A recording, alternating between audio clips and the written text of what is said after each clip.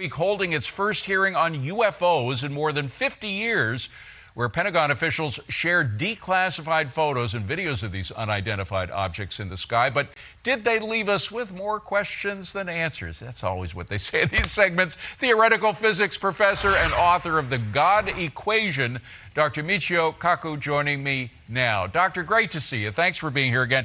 You know, even the Vatican, speaking of your book title, even the Vatican says it's conceivable that there could be other beings in the universe. So God could have a plan for UFOs as well. Did you see anything this week that made you go, wow, I didn't know that? Well, before there were 143 sightings that could not be explained using the normal laws of physics.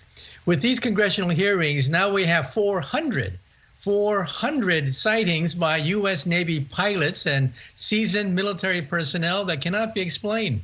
These objects fly between Mach 5 and Mach 20 times the speed of sound. Wow. These objects can drop 70,000 feet within a matter of seconds. These objects can zigzag, creating G-forces that are several hundred times the force of gravity, enough to crush the bones of any humans.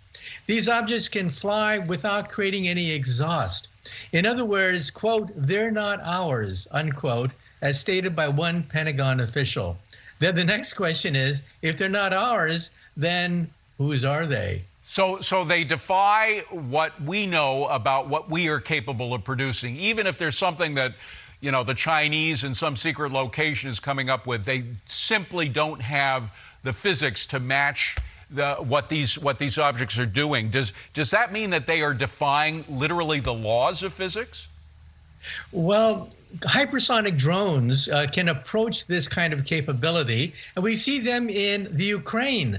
The Russians are ahead of us, actually, in terms of hypersonic drones, and they've actually used them against the Ukrainians, but they are unreliable. They're not as good as they're cranked up to be. And also, these UFO sightings go back to before World War II, when, of course, the whole idea of hypersonic drones would be considered science fiction. And so we're talking about a technology that we're not familiar with, a technology that only recently has been mastered by the Russians and eventually by the United States as well. Hypersonic drones that can travel up to Mach 20.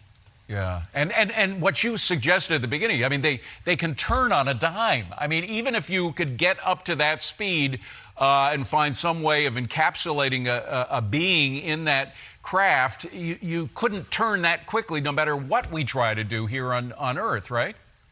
That's right. In fact, the United States military had a program to perfect hypersonic drones that was canceled 2 years ago because they were unstable. By zigzagging, they would spiral out of control and then crash. Well, because the Russians have announced that they have a hypersonic drone, that means that the United States military has revised its program. But just to show you that these objects, whatever they are more advanced than anything that we can feel.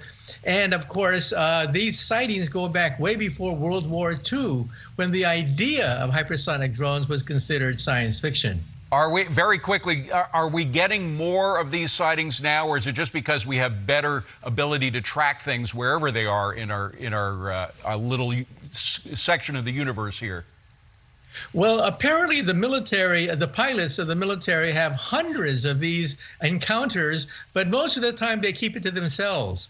There's a stigma, the giggle factor, and so a lot of these sightings are simply not reported. Now the military has said, no, you have to report these sightings, no matter how bizarre they are. So watch for it. There could be floodgates. The floodgates could be open as now the stigma is beginning to be removed. That military pilots, commercial pilots are now free to reveal what they see in the sky. We have to leave it at that. Thank you so much for being here.